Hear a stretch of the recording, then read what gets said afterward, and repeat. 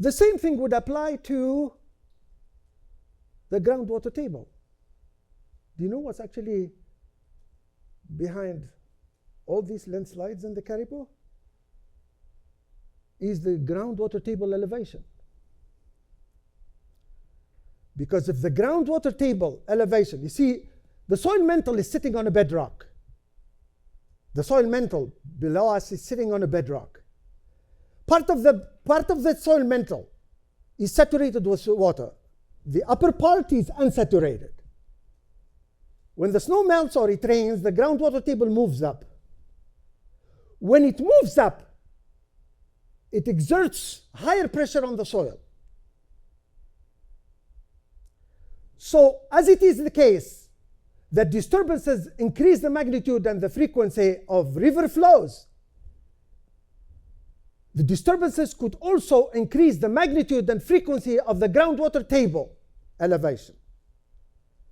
So now suddenly, if your disturbances increase the amount of moisture coming into the soil, your groundwater table is now raised to higher elevation more frequently and staying at those higher elevation over longer duration. You know what that does to the soil? It weakens the soil over time. That process of weakening the soil over time as a result of soil water pressure being too high on the soil. Every soil has a strength. If you exercise more water pressure on the soil that exceeds its strength, the soil will cave in. And this is how landslides happen.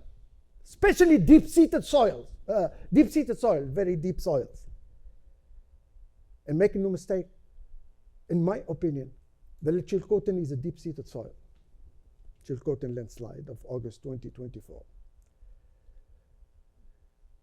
So therefore, as the river level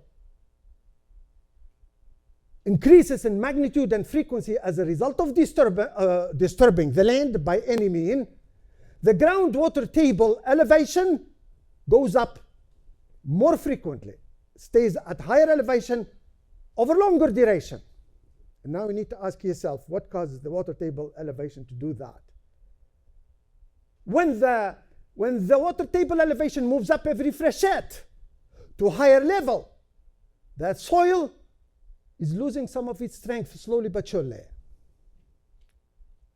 That's a process called soil fatigue. Right, Spencer? It's called soil fatigue. It's called soil fatigue.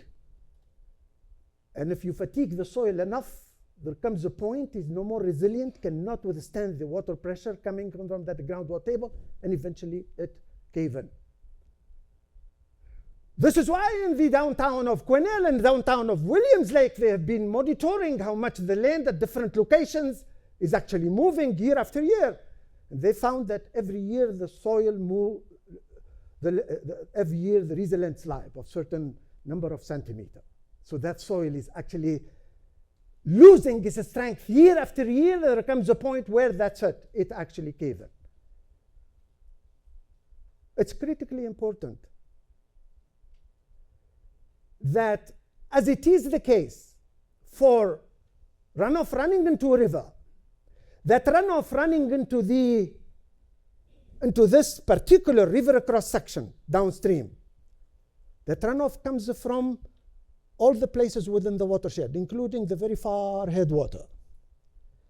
Therefore, anything you do across the landscape, from the headwater all the way to the outlet, is contributing to this particular stream cross section. This is where cumulative effect of disturbances over the landscape, right? Because the logging happened, right? Cumulative effect of that logging over the landscape, the entire watershed, over the landscape, and in time, both are important to define and cause-effect relationships. Est-ce que c'est clair? Same thing applies to groundwater table elevation. It's a regional response.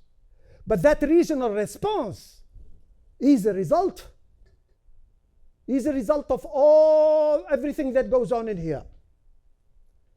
all the snow and the melt and the runoff and the rain and the disturbance of the land across the entire watershed will affect this groundwater table elevation. This is one of the reasons why we cannot identify the cause of a landslide by zooming on a particular cut block, no matter how close it is to the slide, Chilcotin. Why?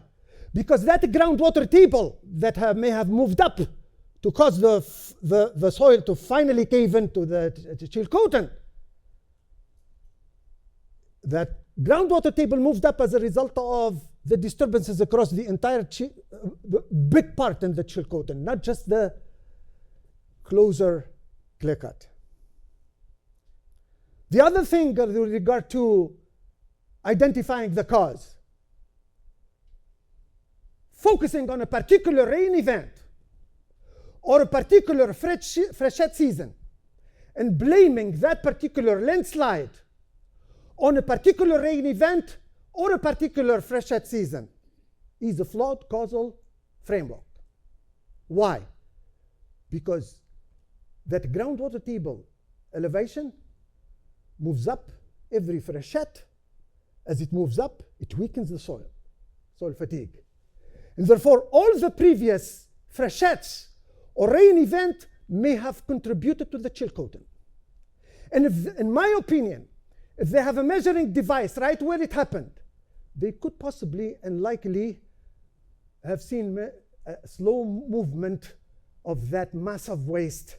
It took that last rain event that pushed it out.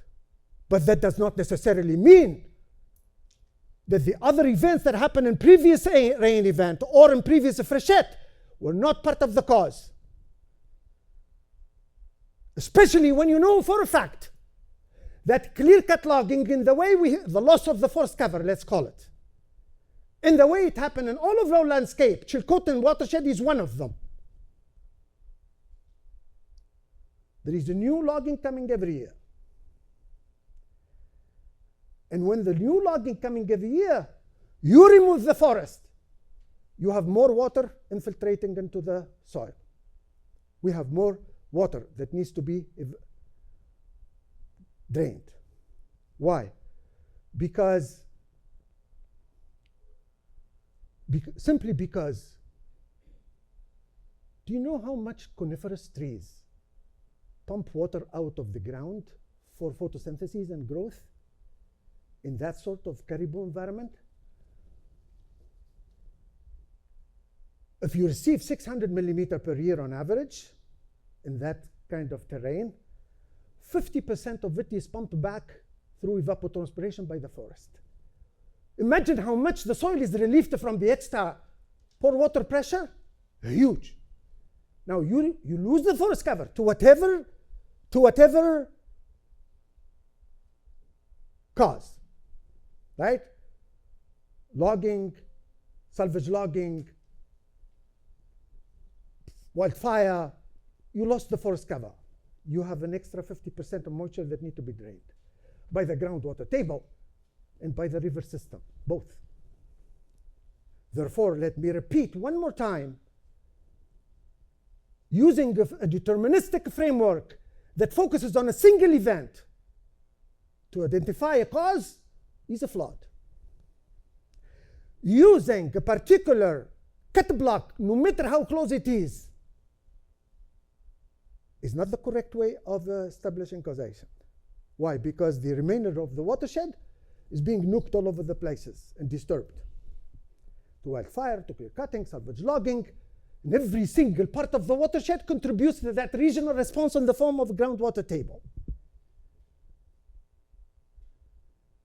This is why any framework used for causation, to establish cause-effect relationship, to find out what the hell caused the Chilcotin landslide. You need to have a framework that integrate the entire landscape, cumulative effect. Remember cumulative effect? cumulative effect across the whole watershed.